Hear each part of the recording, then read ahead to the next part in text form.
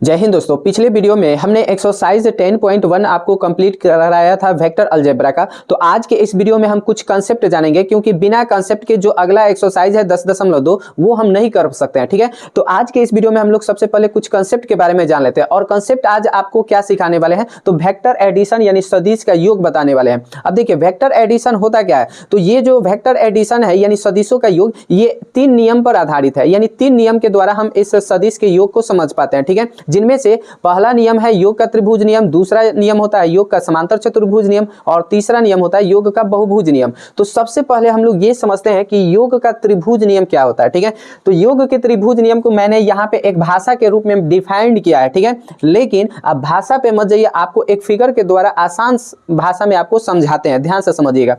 जैसे मानकर चलिए ये एक कोई पॉइंट हो गया और एक ये दूसरा पॉइंट हो गया। अगर इसको एक रेखाखंड के द्वारा इस तरह से मिला देंगे तो ये एक रेखाखंड है। अब इसमें कोई दिशा भी इस तरह से एरो का साइन लगा दिए, यानी इसमें दिशा भी आ गया, तो ये एक दिष्ट रेखाखंड हो गया। और जो दिष्ट रेखाखंड होता है यानी ऐसी रेखाखंड जिसमें डायरेक्शन भी हो, तो वह एक सदिश होता है। तो इस सदिश का हम नाम दे देते हैं कुछ ए वेक्टर नाम दे दिए। ठीक है, इसी तरह कोई दूसरा भी एक सदिश ले लेते हैं, ये हमने इसका नाम दे दिया बी वेक्टर। तो योग का त्रिभुज नियम क्या कहता है कि अगर कोई दो गो सदिश जो है किसी त्रिभुज के दो भुजा को निरूपित करते हैं, यानी दो आसन भुजा को निरूपित करते हैं। जैसे त्रिभुज के हम क्या करते हैं, दो आसन भुजा को लेते हैं। जैसे ये एक आपका त्रिभुज का पहली भुजा हो गया और यह आपका त्रिभुज का दूसरी भुजा हो गया। ठीक है, अगर हम बात करें ये जो दोनों त्रिभुज की भुजा है, अभी यहाँ पे पूरा त्रिभुज नहीं बनाया है, अभी आसन भुजा को ही लिए हैं, ध्यान से समझिएगा।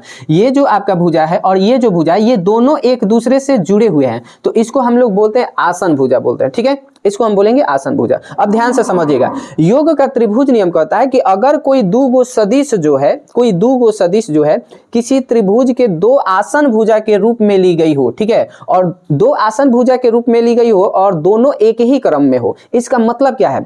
इसका मतलब है कि ये जो दो आसन भुजा है ये आपके दो गो सदिश होंगे। जैसे मान लिया जाए ये वाला जो भुजा है ये आपका ए वेक्टर है, क्या है? ए वेक्टर। और जो दूसरा भुजा है ये आपका दूसरा सदिश है बी वेक्टर।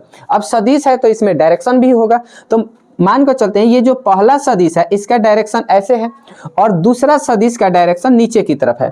तो अगर हम देखें तो इन दोनों सदिश का जो ये जो दोनों सदिश है ये आपको एक आसन भुजा के रूप में तो लिया गया है, लेकिन दोनों का जो डायरेक्शन है वह एक ही क्रम में नहीं है। एक ही क्रम का मतलब होता है कि एक दूसरे को फॉलो करते हुए। जैसे अगर आप देखेंगे तो इसका डायरेक्शन ऐसे इधर की तरफ जा रहा है, ऐसे इस रेखाखंड पे ऐसे इधर जाएगा, और ये जो दूसरा सदिश का डायरेक्शन है ये इधर से आ रहा है और इधर जा रहा है, तो दोनों का डायरेक्शन अलग अलग हो गया, एक दूसरे के क्रम में नहीं है, एक क्रम में नहीं है।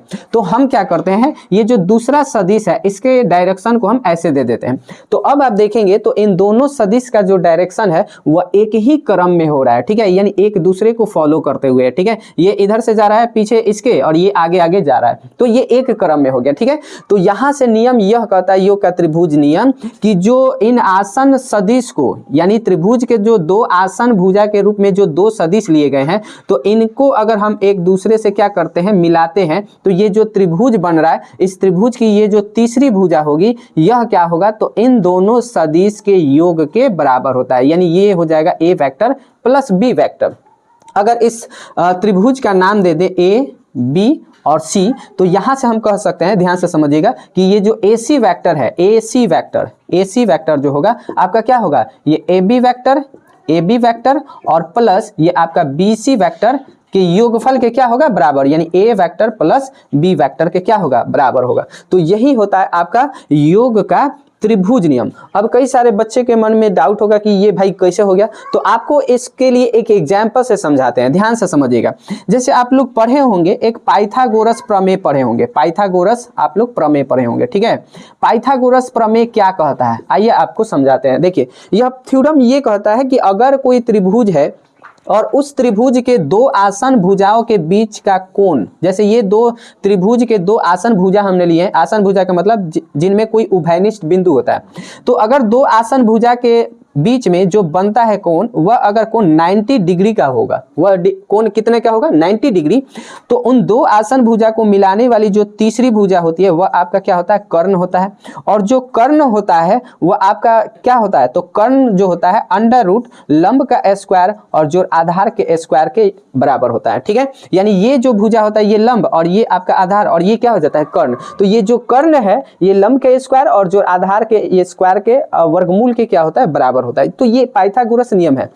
ठीक उसी तरह से यहाँ पे सदिश का भी नियम है कि अगर दो सदिश जो है किसी त्रिभुज के दो आसन भुजा के रूप में ली गई हो, लेकिन दोनों सदिश का डायरेक्शन एक ही क्रम में होना चाहिए, तो जो तीसरी भुजा होगी वह इन दोनों के योग के क्या होगा बराबर होगा। लेकिन इसकी डायरेक्शन की बात करें ना तो इसका डायरेक्शन इन दोनों के डायरेक्शन के उल्टा होता है। ये आपका AC वेक्टर होता है। ठीक है, इसका डायरेक्शन A से क्या होता है C होता है। ठीक है, या फिर इसको इस तरह से भी समझ सकते हैं, जैसे मान के चलिए कोई कण है, कोई कण पॉइंट A से चलना शुरू किया B तक गया। ठीक है, तो AB वेक्टर इसमें एक डायरेक्शन है तो यह एक सदिश हो जाएगा। फिर B से यहाँ पे आया C पे गया तो ये भी इसमें एक डायरेक्शन है तो B वेक्टर। अब मान के चलिए ये C पे रुक गया, तो अगर हम कहें कि जो कण का इनिशियल पॉइंट था प्रारंभिक बिंदु वह है A और अंतिम बिंदु क्या है C, तो ये A से C का विस्थापन क्या होगा, तो ये जो विस्थापन होगा यह आपका A वेक्टर और B वेक्टर के योग के बराबर होगा। इसी चीज को मैंने भाषा में लिखा है कि यदि दो सदिश किसी त्रिभुज के दो आसन भुजा के रूप में एक ही क्रम में ली गई हो तब तीसरी भुजा जो होगी उन दोनों सदिश का योग होता है। तो यही है आपका योग का त्रिभुज नियम।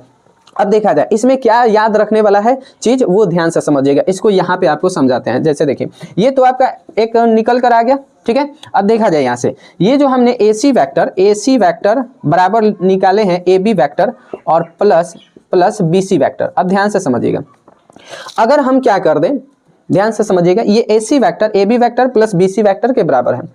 अगर हम इस AC वेक्टर को हम क्या लिख देते हैं CA वेक्टर, AC वेक्टर को क्या लिख दे CA वेक्टर।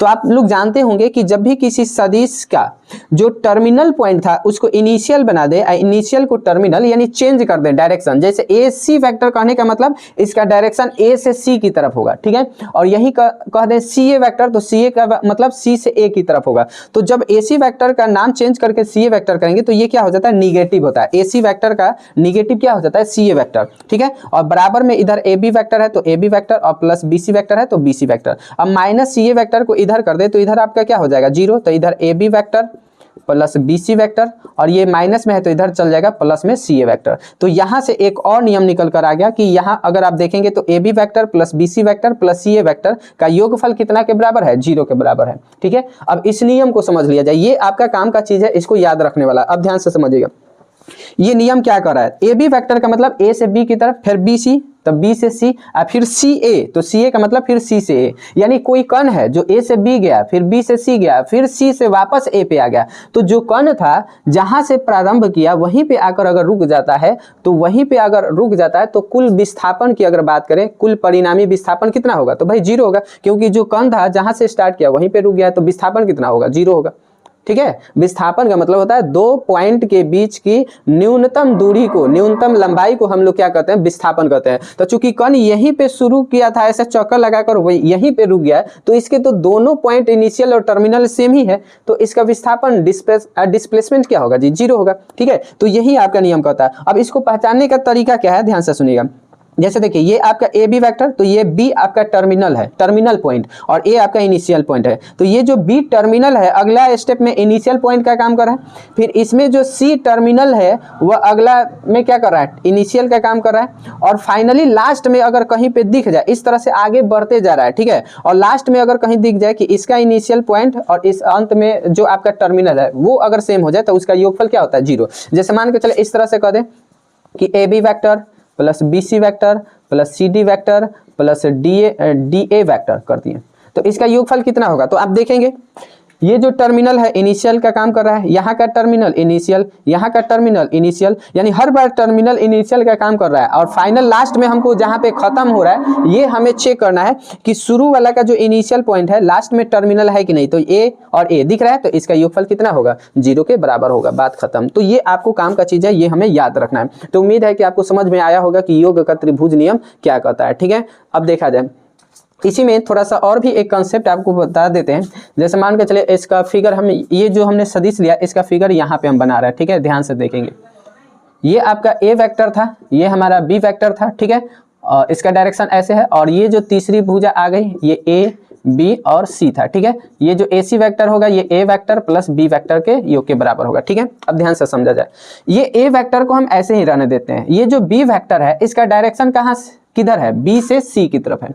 अगर हम कहें कि बी वेक्टर का निगेटिव कहाँ होगा, बी वेक्टर जो सदिश है इसका ऋणात्मक सदिश किधर होगा, तो ऋणात्मक सदिश जो होता है ना उल्टी डायरेक्शन में होता है, विपरीत दिशा में होता है, अपोजिट डायरेक्शन में। यानी कि हम कह सकते हैं कि ये जो बी वेक्टर है इसका निगेटिव वेक्टर किधर होगा, इधर की तरफ होगा, अपोजिट डायरेक्शन में इधर होगा, यानी इसका डायरेक्शन इधर होगा। तो ये आपका कहलाएगा माइनस बी वेक्टर। क्यों, क्योंकि बी वेक्टर का डायरेक्शन इधर है तो इसके निगेटिव वेक्टर का डायरेक्शन किधर होगा, इधर होगा। तो इधर हमारा है माइनस का बी वेक्टर। अब देखा जाए ए को, इस पॉइंट का नाम दे देते हैं डी, और ए को हम क्या करते हैं डी से मिला देते हैं, ठीक है। ए को हम डी से मिला दिए, ठीक है। तो अब यहां से देखा जाए तो ये ए वेक्टर और यहां से माइनस बी वेक्टर, तो इन दोनों का डायरेक्शन अगर आप देखेंगे तो एक दूसरे को क्या कर रहा है, फॉलो करते हुए जा रहा है, ठीक है। तो इसका मतलब कि ये जो ए डी वेक्टर होगा, ए से डी, ए डी वेक्टर जो होगा इन दोनों के योग के नियम योग के बराबर होगा, योग के त्रिभुज नियम से। योग का त्रिभुज नियम क्या कहता है कि अगर किसी त्रिभुज के दो आसन भुजा कोई सदिश को निरूपित करता है और दोनों सदिश एक ही क्रम में हो तो जो तीसरी भुजा होगी वह इन दोनों के योग के बराबर होगा। तो अब ए वेक्टर और ये माइनस बी वेक्टर को जोड़ेंगे तो ए वेक्टर और ये माइनस, तो ये माइनस बी वेक्टर हो जाएगा। तो ए वेक्टर माइनस बी वेक्टर ये वाला आपका भुजा हो जाएगा, ठीक है। चलिए तो अब हम लोग देखते हैं कि अगला जो नियम है योग का समांतर चतुर्भुज नियम, उस चीज को हम लोग समझ लेते हैं। चलिए तो अब हम आपको समझाते हैं कि योग का समांतर चतुर्भुज नियम क्या है। देखा जाए तो यहाँ पे हमने इसको डिफाइन किया है, लेकिन इसको इग्नोर करके चलिए आपको फिगर के द्वारा समझाते हैं ताकि आप अच्छा तरह से समझ सके, ठीक है। तो पहले हम क्या करते हैं, एक समांतर चतुर्भुज लेते हैं, ठीक है। इस तरह से एक समांतर चतुर्भुज ले लेते हैं, ठीक है। ध्यान से देखिएगा, ये इसको हम इससे मिला दिए, इसको इससे मिला दिए, ये आपका मान कर चलते हैं एक समांतर चतुर्भुज हो गया, ठीक है। इसका नाम दे देते हैं ए बी सी और डी। हम क्या करते हैं, इस समांतर चतुर्भुज के कोई दो आसन भुजा को लेते हैं, कोई भी दो आसन भुजा आप ले सकते हैं, ठीक है। जैसे मान के चलिए ये वाला और ये वाला, ए बी बी सी, या फिर ए बी और ए डी, ये दोनों ले सकते हैं, ठीक है। या फिर इधर से सी डी और डी ए, ये भी ले सकते हैं। आसन भुजा का मतलब उनमें कोई उभयनिष्ठ बिंदु होना चाहिए, ठीक है। तो हम क्या करते हैं, ये वाला एक ए बी भुजा लेते हैं और ये ए डी ले लेते हैं, ठीक है। तो इसमें हम ए बी में डायरेक्शन डाल दिए तो ये एक सदिश का काम करेगा, ठीक है। तो इसका नाम दे दिए ए वेक्टर, और ये जो दूसरी भुजा है इसमें भी डायरेक्शन डालकर, तो चूंकि डायरेक्शन जैसे ही डालेंगे ये एक सदिश हो जाएगा और इसको हम मान लेंगे बी वेक्टर, ठीक है। यानी कि योग का समांतर चतुर्भुज नियम यही कहता है कि यदि क्या करते हैं, यदि दो सदिश किसी समांतर चतुर्भुज के आसन भुजा के रूप में, आसन भुजा के रूप में ली गई हो, एक ही क्रम में नहीं होता है, आसन भुजा के रूप में ली गई हो, ये आसन भुजा के रूप में यहाँ पे हम कह सकते हैं विपरीत क्रम में ली गई हो, विपरीत क्रम में ली गई हो, ठीक है। अब विपरीत क्रम का मतलब ध्यान से समझेंगे, ये हमने क्या कर दिया, दो सदिश को इस समांतर चतुर्भुज के दो आसन भुजा के रूप में हमने ले लिया, ये एक भुजा और ये भुजा, दोनों आसन भुजा है और इसको हमने एक सदिश के रूप में मान लिया। अब दोनों का डायरेक्शन देखेंगे तो अलग अलग है, इसका डायरेक्शन इधर जा रहा है और इसका डायरेक्शन इधर है। ये एरो का साइन का मतलब ये जो वेक्टर ए है इसका डायरेक्शन पॉइंट ए से पॉइंट बी की तरफ है, और ये जो बी वेक्टर है इसका डायरेक्शन ए से डी की तरफ है, तो दोनों का डायरेक्शन अलग अलग है, ठीक है। तो ये विपरीत क्रम में ली गई है। तो यहां से नियम ये कहता है, तो फिर उन दोनों सदिश का जो योग होता है वह किसको रिप्रेजेंट करता है, तो विकर्ण को निरूपित करता है। यानी कि ये दोनों सदिश का जो योगफल होगा वह आपका क्या होगा, इस समांतर चतुर्भुज का ये जो विकर्ण है वही इसका योगफल के क्या होगा, बराबर होगा, ए वेक्टर प्लस बी वेक्टर के बराबर होगा, ठीक है। एक बार फिर से समझ लीजिए, इसको भी आप उसी तरह से समझेंगे जैसा कि मैंने कि योग के त्रिभुज नियम बताया है, कि यहाँ पे नियम ये कहता है कि अगर कोई समांतर चतुर्भुज कोई भी दो सदिश जो है किसी समांतर चतुर्भुज के दो आसन भुजा के रूप में ली गई हो, ठीक है, और विपरीत क्रम में ली गई हो, तो इन दोनों सदिश का योग कौन होता है, तो इसका विकर्ण होता है, ठीक है। यानी कि इसका विकर्ण जो होगा ये दोनों सदिश के योगफल के बराबर होगा, ठीक है। अच्छा, ये योगफल के बराबर हो जाएगा। अच्छा, अगर हम कहें कि अंतर इसका कौन होगा, इसका अंतर कौन होगा, ठीक है, तो देखिए अंतर को भी समझा देते हैं। जैसे मान के चलिए ये ए वेक्टर है, ठीक है। अच्छा, ये बी वेक्टर है। अब ध्यान से समझिएगा, ये बी वेक्टर है, अगर हम कहें कि ये आपका कौन सा होगा, तो ये भी तो आपका बी ही वेक्टर होगा, ये भी आपका क्या होगा, बी वेक्टर होगा। कैसे, तो हम लोग जानते हैं कि समांतर चतुर्भुज में आमने सामने के भुजा बराबर होता है, ठीक है। तो ये बी वेक्टर है तो ये भी बी वेक्टर है। या फिर इसको ऐसा भी समझ सकते हैं कि मैथमेटिक्स में हम लोग जो भी वेक्टर पढ़ते हैं वो आपका एक फ्री वेक्टर होता है, स्वतंत्र सदिश होता है। तो इस सदिश को पैरेलली इसको यहाँ पे विस्थापित कर सकते हैं, इसको यहाँ से उठाकर यहाँ पे विस्थापित करेंगे तो इसके मैग्नीट्यूड या डायरेक्शन में कोई फर्क नहीं पड़ता है। तो ये आपका यहाँ से यहाँ पे उठकर आ जाएगा, तो ये बी वेक्टर, तो ये भी बी वेक्टर हो जाएगा, ठीक है। अब देखा जाए बी वेक्टर का डायरेक्शन इधर है तो माइनस बी वेक्टर किधर होगा, तो इधर होगा। इसके अपोजिट डायरेक्शन में आपका क्या होगा, तो माइनस का बी वेक्टर होगा, इधर आपका हो जाएगा। यहाँ पे एरो का साइन दे देते हैं, ये आपका क्या हो जाएगा, माइनस बी वेक्टर हो जाएगा, ठीक है।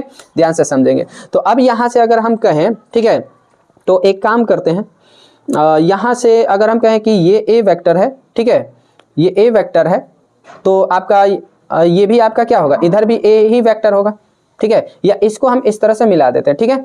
अब देखा जाए इसको हम क्या करते हैं, इससे मिला देते हैं, इसको इससे हम मिला देते हैं। ध्यान से समझिएगा थोड़ा सा, हमने क्या किया जी, तो इसको भी मिला देते हैं, ठीक है, और इसको भी हम इस तरह से मिला दिए। अब देखा जाए अगर यहाँ पे आप देखेंगे तो यहाँ पे एक त्रिभुज बन रहा है और योग का त्रिभुज नियम देखेंगे तो ये ए वेक्टर है और ये माइनस बी वेक्टर, ये दोनों का डायरेक्शन एक दूसरे को फॉलो करते हुए, दोनों का डायरेक्शन एक दूसरे को फॉलो करते हुए, इसका मतलब कि इस त्रिभुज की ये जो तीसरी भुजा है आपका, इसका नाम दे देते हैं ई, ठीक है। ए ई वेक्टर जो होगा इन दोनों के योग के बराबर होगा, तो ए वेक्टर और माइनस बी वेक्टर प्लस करेंगे तो ये माइनस हो जाएगा, ए वेक्टर माइनस बी वेक्टर।